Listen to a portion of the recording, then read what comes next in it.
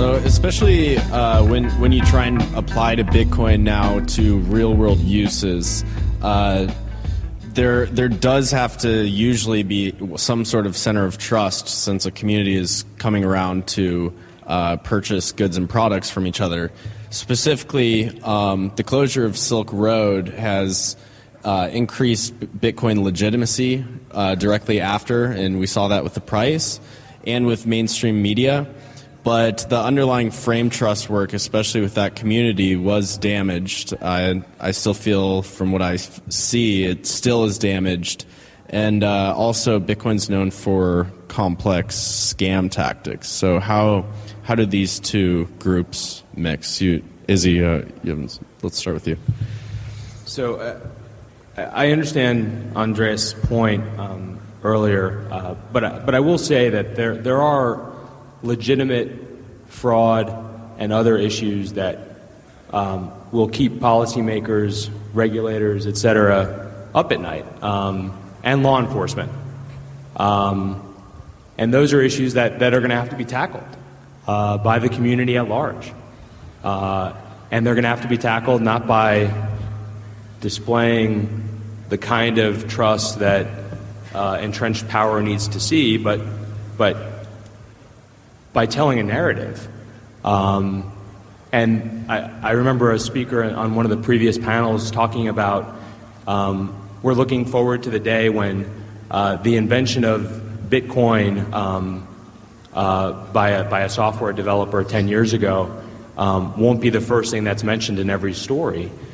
And I agree with that. I think that there's a whole world of not just Bitcoin itself, but other virtual currencies and alternate payment rails that are being developed across the globe that is an amazing alternative to the existing payment rails and a lower cost alternative.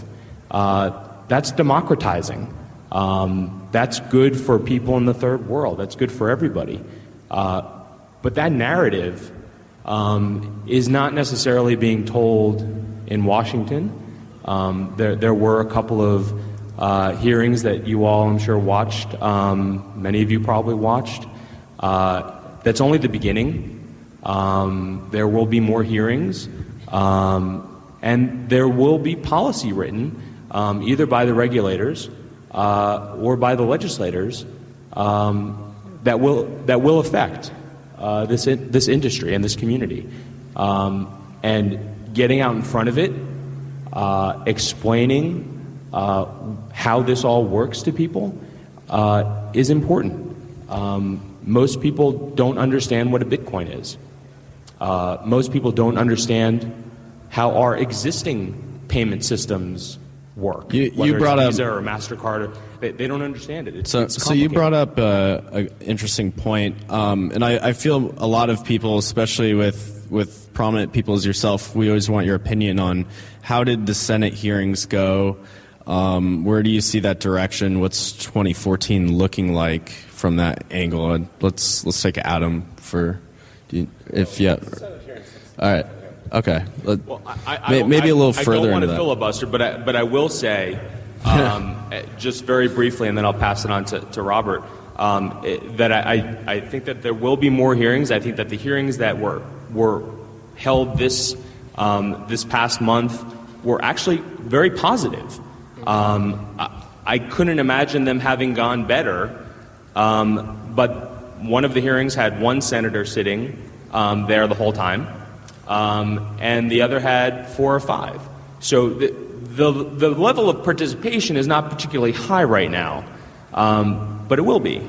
And I think that that's something that you need to keep in mind. I mean, things just don't magically happen in Washington.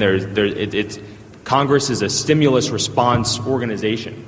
Something happens like Silk Road, hearings are held. Silk Road is busted by law enforcement, hearings are held. How do you think the Chinese news is now? How's that affected it?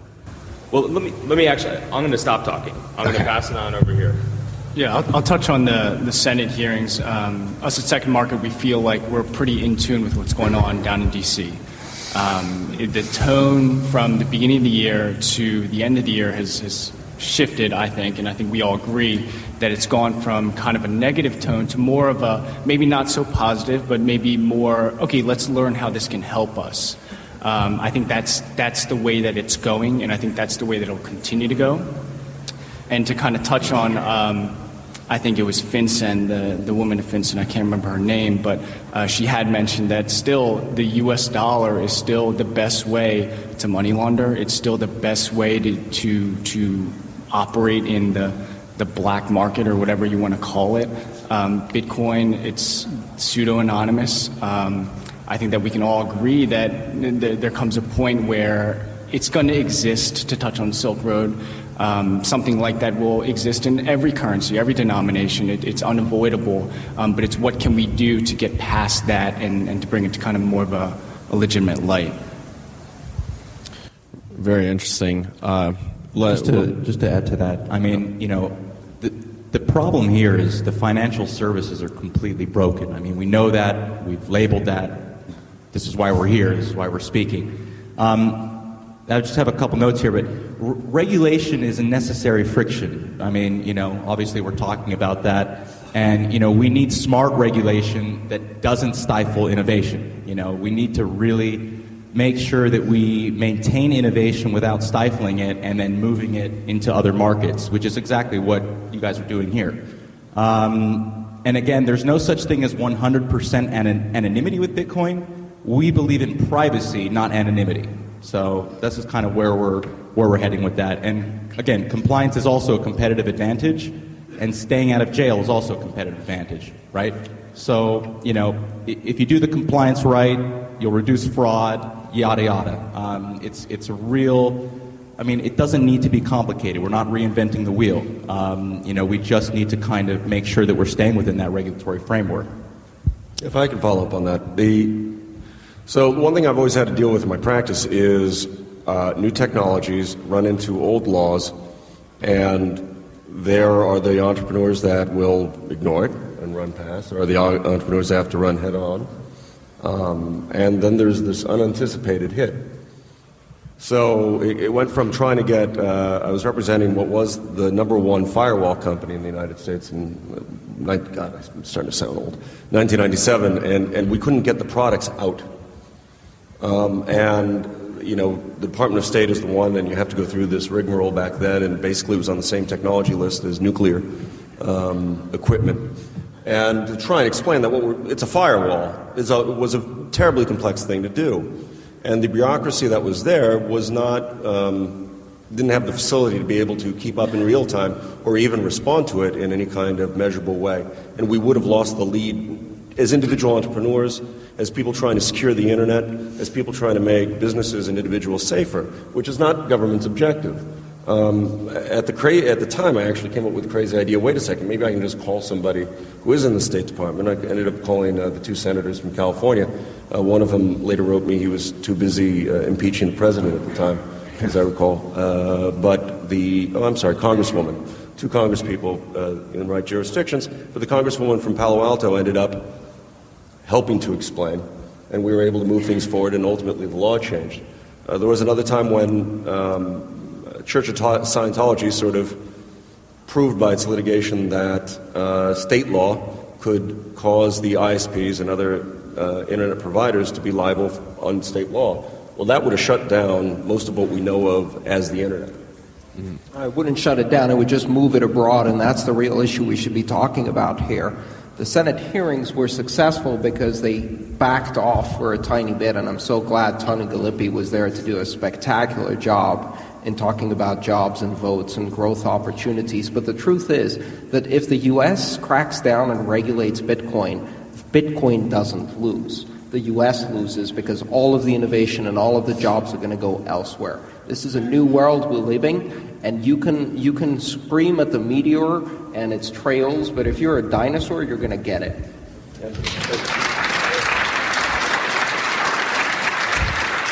And very much in support of that, the one thing that I heard during the Senate hearings, which I was not expecting to hear, is again and again the people testifying saying that they recognized that they didn't want to, how much veracity in their statements we'll find out, but that they didn't want to stifle it, that they didn't want to see it go overseas. I mean, this is really an issue about jobs and innovation, and the thing is, Bitcoin enables innovation at the edges without permission. So if the innovation can't happen here, it's going to move abroad. And to the point of whether you need to stay out of jail or deal with regulators or the Silk Road issue, listen, the greatest heist in the history of humanity happened in 2008 and no one went to jail.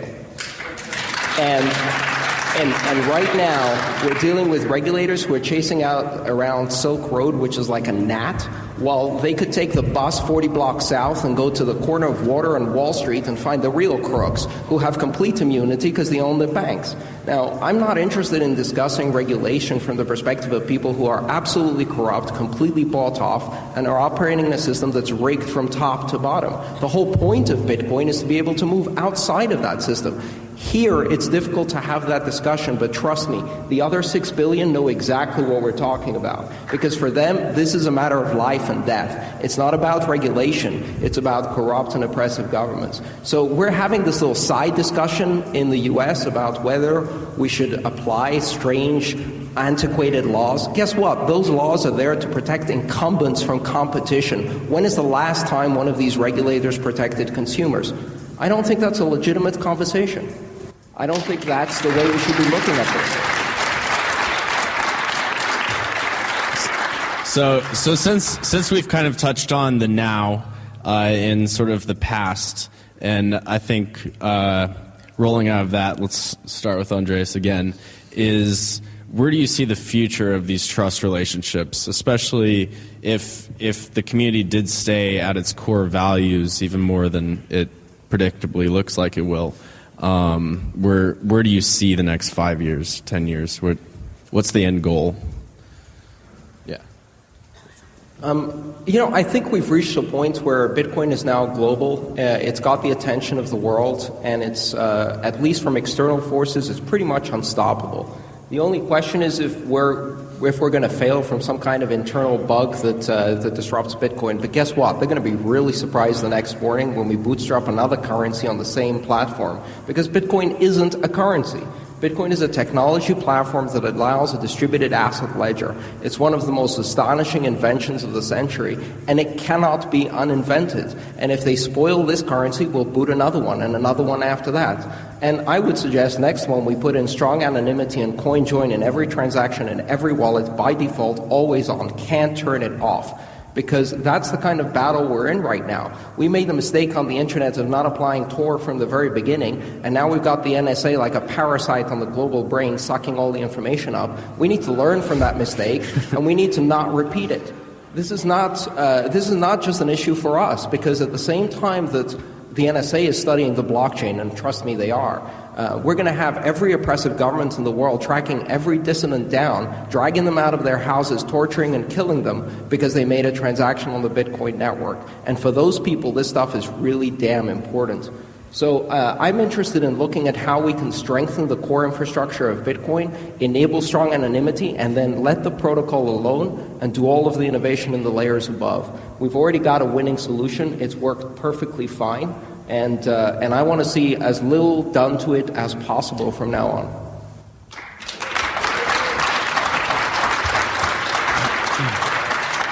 To stay on the future, so to legitimize Bitcoin, I know a lot of us are starting Bitcoin businesses, and you guys obviously have. What legitimizing events do you feel needs to take place, or do you foresee? Let's even say for something such as second market, because you guys are.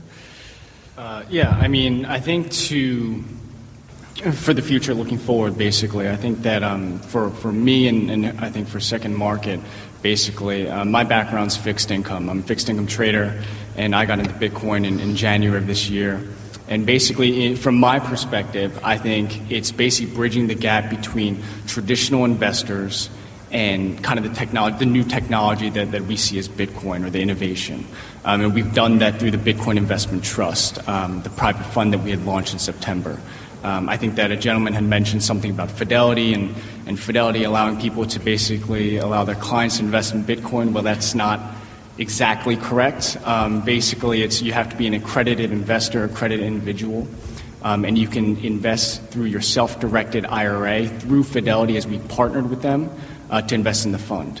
And so in my perspective, I think the future is continuing to bridge the gap between the institutional folks and, the kind of the technology folks, and just kind of helping manage that process. I think it's going to be innovation and permeation and variation.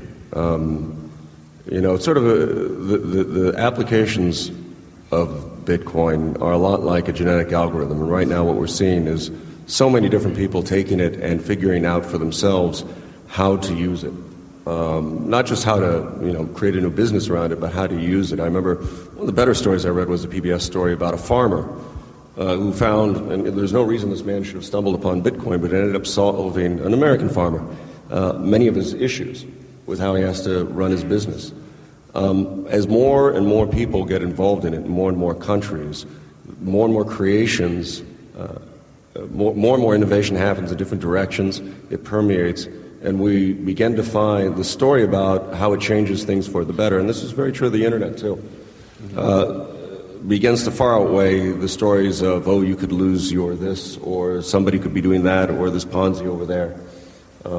And people begin to see it for themselves, ultimately. Do you feel that the current cycle of media is more legitimizing?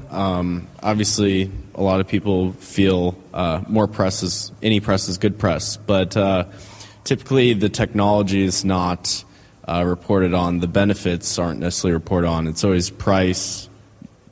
This guy's now a millionaire, and huge busts, black markets. How do you guys feel the media has played a role? Yeah, I mean, I think we all know that the media has to sell papers and they have to get viewership. I think that all that news out there, for the people in this room, that they understand that a lot of it is not true or quasi-true. But I think they're trying to do the best that they can in terms of trying to portray it to the average customer or the average viewer. So I would say that I think that it's shifting a little bit, but still, the tone is a little bit negative. The tone isn't so positive. But hopefully we'll see a shift in that towards the beginning of next year. Cool. I think it's going to be improved the same way. Up to now, when a news outlet has a story about Bitcoin, I've seen either a picture of the Silk Road mastermind or Bitcoins. Bitcoins, those coins. And they're still showing coins. Mm-hmm. And the reason for that is there's not a lot of heads to show. They like showing talking heads. And right now, they don't have a lot of talking heads to show. With Tesla, you'll notice they don't show the car nearly as much as they show Elon Musk. And when we have those innovators, whether it's people helping other people in the third world as they've never been helped before, or it's going to be a Silicon Valley company or a Tennessee company or a Singaporean company or an Argentinian company that has innovated in a wonderful way that ends up making its users pleased and happy or wealthier. Those heads are going to be in the press, and that will improve the quality of the story coming out. And Adam, don't you think that shift is changing, where it's the faces of the Barry Silberts of the world, the Jeremy Allairs of the world, and the Andreessen Horowitz of the world? You and I live in a very small world. Most people are not reading the newspapers that have, What I'm saying is, in the public mind sphere, I don't think that they actually could pick out Mr. Allaire in a lineup, or even Andreessen. Elon, probably. Yeah, I don't think the media per se, yes, okay, good press, bad press, everybody knows about Bitcoin, it's getting a lot more public awareness, that's great, but they have not done justice by not giving information to the mainstream community and users everywhere about the social benefits of Bitcoin. We can talk all day long about social benefits and what it can do for all the emerging markets, and especially with new merchants and selling goods online and, et cetera. So I really think that the media outlets, and, it's partly our job as well to educate these media outlets in order to bring them up to speed and make sure that the information they're putting out there is harping on about these social benefits because it is a very important area that needs a lot of focus right now. So the VCs in the room and the VCs that have been here, we're talking about all the financial instruments and all the money being pumped into the ecosystem. But what about pumping the money into the ecosystem to actually improve the life of all these other 6 billion people in the world? It's extremely important, and I think that as far as a use case to, as we say now in this talk, legitimize Bitcoin, it's needed 100%. One of the can I have a say on yeah, that? and I'll start with you. So one of the previous groups discussed self-regulating as well. So Andres, what's your thoughts on including that? I'm actually a member of the media, so I'd like to just touch on that for just a second.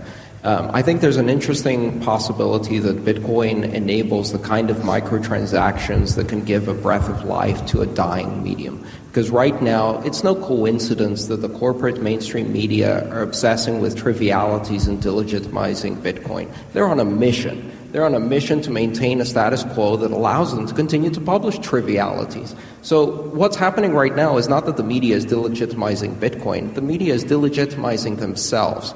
And we have the opportunity with Bitcoin to enable the kinds of alternative media that an entire generation of young people are now depending on to get real, important information about the world that's not about the Kardashians. So let the media continue to do their trivialization, because quite honestly, there's another 6 billion people out there who are going to adopt Bitcoin. Bitcoin adoption is the most important thing. Get it out there, get it to other people, and keep moving it forward so that more and more people can experience it and use it. And let the media continue to trivialize and delegitimize themselves. Very Your powerful. question, sorry, I can talk about the other topic, but I just wanted to touch on media. Yeah, no, I completely agree. Especially, it's interesting how Bitcoin really, it helps rich people, it helps poor people, it helps everyone in between. It's amazing on massive transactions as well as very small ones. One of the previous groups, they talked about self-regulation. So I guess maybe let's move over to Izzy. What's your thoughts on Bitcoin self-regulation?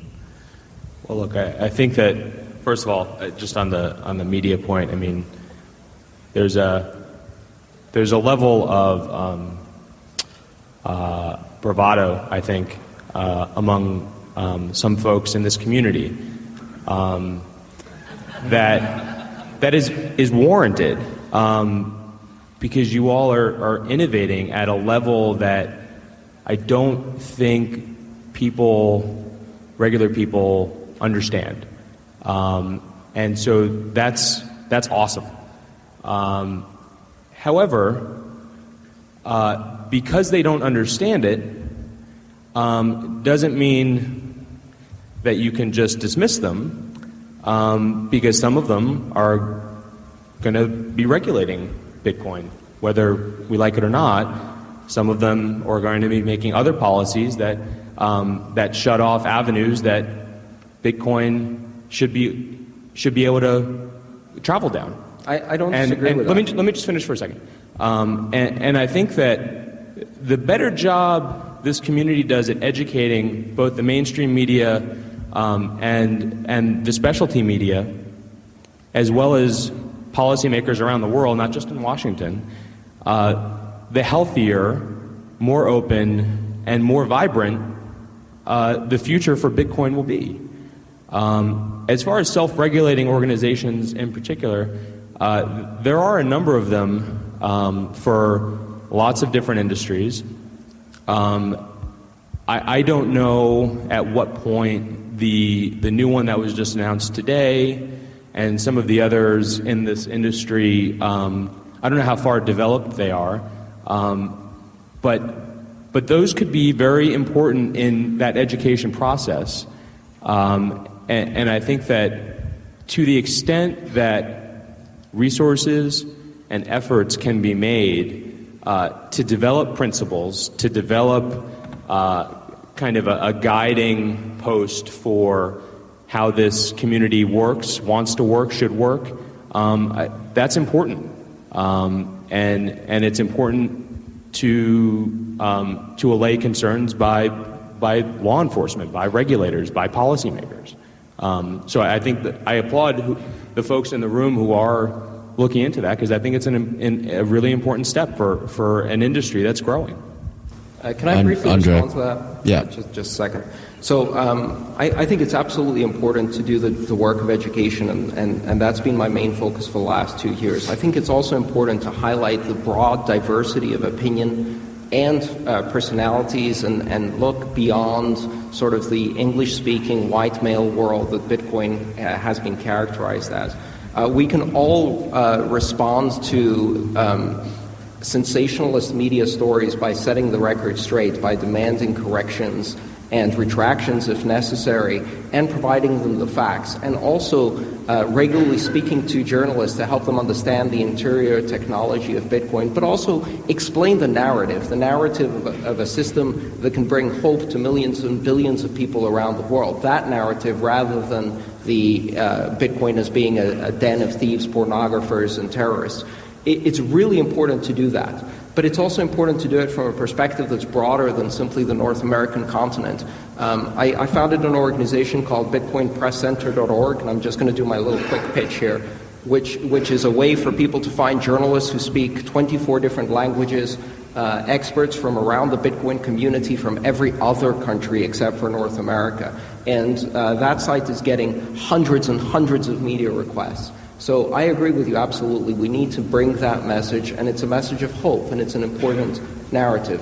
I'm just saying the delegitimization by media will continue to happen. It's not an accident. It's absolutely deliberate. And before we run out of time, apologize. Does anyone have a question for any of our panelists? There you go. BitcoinPressCenter.org. Thank you.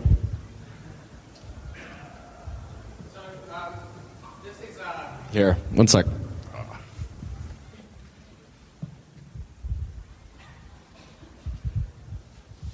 Andreas in particular, but all of us here at the conference tend to have a very confrontational stance towards regulation. That's like kind of the way we lean.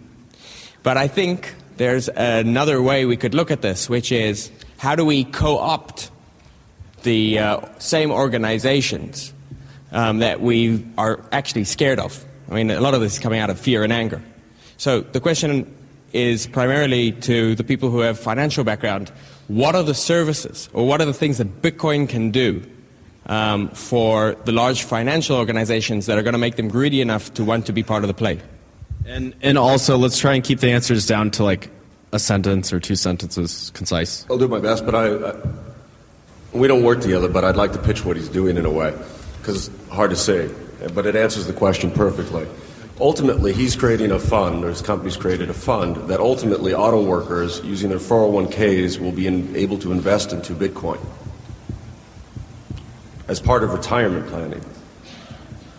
And if, in fact, that investment ends up being more stable than some of the retirement programs that have proved unstable, he can only do that by very much co-opting, I believe, both the regulations and the banking systems that currently are in place.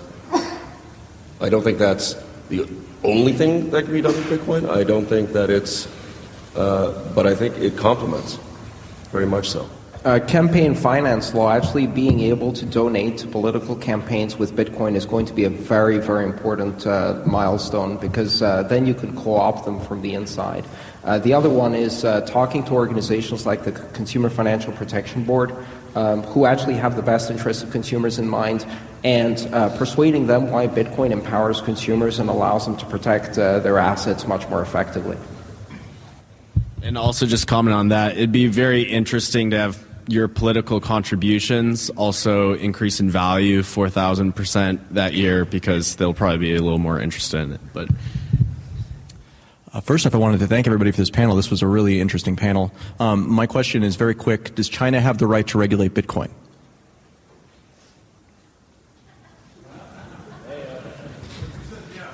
So I think the beauty of Bitcoin is it's regulated by an algorithm, and that's owned by no one. So that's the best regulation you can get because it's predictable, it's consistent, and it's not subject to corruption and influence.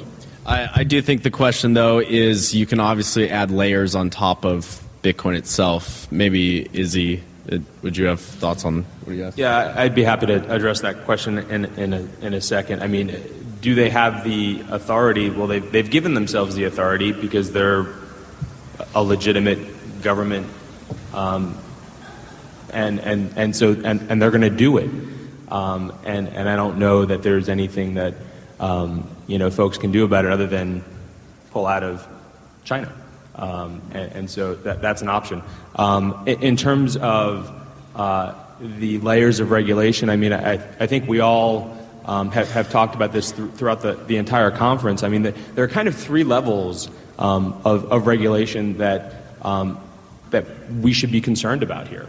The first is the kind of straight law enforcement, fraud, illicit activities, et cetera, that are done via the Bitcoin community. The second are straight rules of the road for payments, for investors, investor protections, for consumer protections, et cetera. But then the third is something that we haven't really touched on too much, and that's taxable authority and how the IRS treats large increases in your cash portfolio based on Bitcoin increases. And I think that's a very legitimate concern that a lot of folks are going to start to have as investments in Bitcoin in the U.S. increase. So that's a longer answer than you want, but there it is. Okay, I would just like to ask, what are some of your favorite Bitcoin charities or services for charities in general? That's a great topic because we didn't really touch on transparency. One of the great features of the public ledger and blockchain is that you can enable radical transparency for charitable organizations.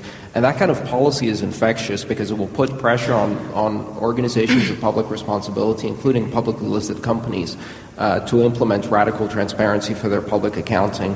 I think that would be a very powerful force. So one thing that I haven't heard addressed at this conference is the idea that Bitcoin is a huge creator of wealth at the moment. I could see it becoming a destructor of wealth in the terms of just accelerating possible collapse of fiat currencies. Is that not a cause for concern for, say, the other 6 billion or the person who just doesn't know how to open up Bitcoin wallet and get in early enough? Yeah, this is William Gibson who had the great line, the future is here, it's just not evenly distributed. And Nicholas Negroponte of the MIT Media Lab said that. Yeah. Nicholas Negroponte said that? Did he? Thanks. It's a good quote, it's a good correction. for sure. Yeah. No, It remains a good quote. well, there's no maps for these territories. That's what Gibson. In any case, no, I think it's to a certain degree it's unavoidable. And there's always been disparity of wealth. The question is how much can we try to avoid the kinds of disparities we don't like? If, in fact, Bitcoin causes the disparity of wealth that you're talking about, it's certainly not going to be straight along traditional lines. And if it brings more wealth and capability of ease of financial well-being to more people, then okay. Because it won't be avoidable in any case. Bitcoin is going to get adopted in the places where it has the highest utility versus the local currency. And in most places in the world, they have some really, really crappy currencies that are, we think Bitcoin has volatility. Our volatility is going up. Most of these currencies is volatility, but it's going all the way down. So these are problems that are really kind of first world problems, if you like.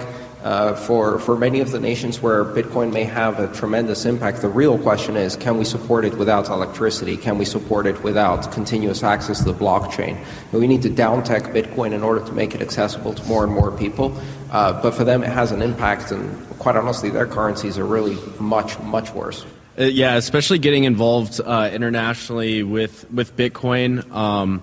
the more companies that I talk to from different places, one, for instance, is the Caribbean. They have the Barbados dollars, and it's pegged to the dollar, and so when we pump money, they have to pump money as well, and that money's not backed by anything, and actually they went from a high credit rating to absolute junk dollars, so the exchange there wants to just siphon the rest of the value out of it. But and what is our money backed by exactly? the good faith in the American government. Right. So nothing, right? Okay. We're going to finish this with a round of applause for our wonderful panelists.